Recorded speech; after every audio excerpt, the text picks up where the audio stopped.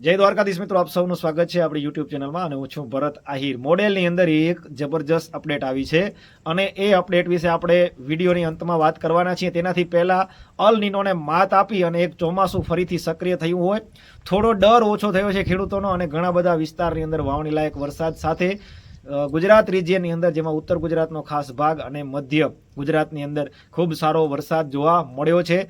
તો હજી પણ આગળના દિવસોની અંદર આગળ 24 થી 36 કલાક કે 48 કલાક સુધી વરસાદી ગતિવિધિ જોવા મળશે સમગ્ર ગુજરાતની અંદર। અને હજી પણ જેટલા બાકી વિસ્તારો છે, જેમાં પશ્ચિમ કચ્છનો ભાગ હોય કે દક્ષિણ જે કચ્છ કાંઠા વિસ્તાર હોય કે પશ્ચિમ સૌરાષ્ટ્રનો ભાગ, જે બાકાત વિસ્તારો છે તેની અંદર હજી પણ વરસાદી ગતિવિધિ જોવા મળશે અને ખૂબ સારા પ્રમાણમાં જોવા મળશે। સિસ્ટમ છે તે ગુજરાત ઉપર લોક થઈ છે અને તેની સાથે સિસ્ટમ એક ફરીથી રિટર્ન થઈ રહી છે, એટલે કે મધ્યપ્રદેશ તરફ જઈ રહી છે અને ફરીથી ગુજરાત તરફ આવશે। આવી એક અપડેટ આવી છે જેના વિશે આપણે સંપૂર્ણ વાત કરશું। વિડીયોની અંદર સંપૂર્ણપણે જોડાયેલા રહેજો। આજે રાત્રિ દરમિયાન, આવતીકાલે અને ત્યાર પછીના દિવસોની અંદર શું રહે છે હવામાનની જે કંઈ ગતિવિધિ તેના વિશે આપણે વાત કરવાના છીએ।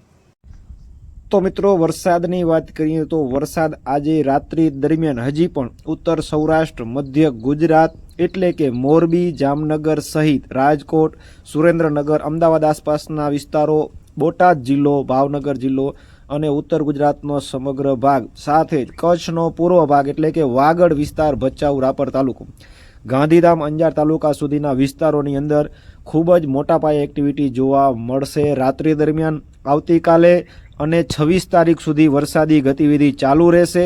27 તારીખ સુધી ઝાપટા રૂપે પણ વરસાદ ચાલુ રહેશે, કારણ કે જે પણ ખેડૂત મિત્રોના ફરીથી પ્રશ્ન આવશે કે વરાપ ક્યારે મળશે, કારણ કે વાવણી લાયક વરસાદ થઈ ગયો હોય તો પછી તેનું પણ ખેડૂતો આયોજન કરવા માંગતા હોય છે।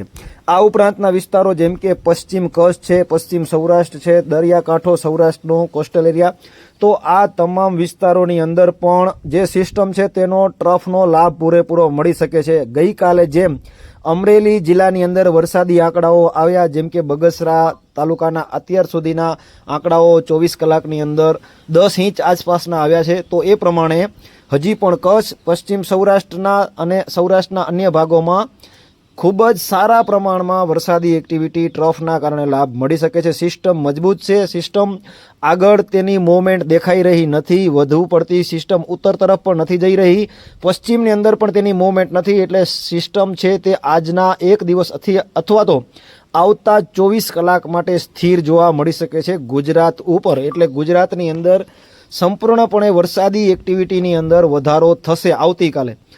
તો મિત્રો, આ હતી માહિતી અને તેની સાથે સિસ્ટમની જે મૂવમેન્ટ છે તે બેક થઈ રહી છે, એટલે ફરીથી પાછી તે બંગાળની ખાડી તરફ જઈ રહી છે। આ એક અપડેટ ખાસ મહત્વની અપડેટ છે મિત્રો, જેમ આપણે આગળ વિડીયોમાં કહ્યું કે છેલ્લે સુધી જોતા રહેજો। તો એક મૂવમેન્ટ દેખાઈ રહી છે જે ખરેખર રેર ઘટના છે કે સિસ્ટમ પાછી મધ્યપ્રદેશ ઉપર જઈ રહી છે અને ત્યાંથી ફરીથી તે ગુજરાત ઉપર આવે એવી એક અપડેટ આવી રહી છે। આ એકદમ નવી અપડેટ અને રેર ઘટના બનતી હોય એવું સિસ્ટમ બેક જાય અને ફરીથી ગુજરાત ઉપર આવે એવું પણ દેખાઈ રહ્યું છે।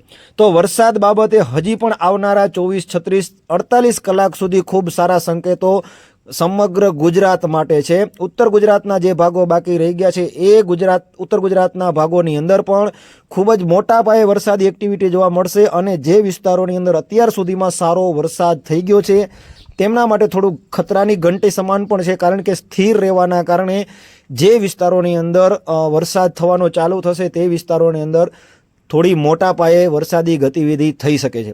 તો મિત્રો, ખૂબ જ મોટી આશા છે અને આગળના દિવસોની અંદર આપણે આ તમામ બાબતો ઉપર કે આટલું બધું અલ નીનો વિશેની માહિતીઓ આવી, અલ નીનો વિશેની ડરામણી જાહેરાતો આવી અને ખેડૂતોની અંદર એકદમ નિરાશા જોવા મળી, ત્યાર પછી ફરીથી ગુજરાતની અંદર સારા વરસાદ થયા છે। આપ સૌનો ખૂબ ખૂબ આભાર। જય દ્વારકાધીશ।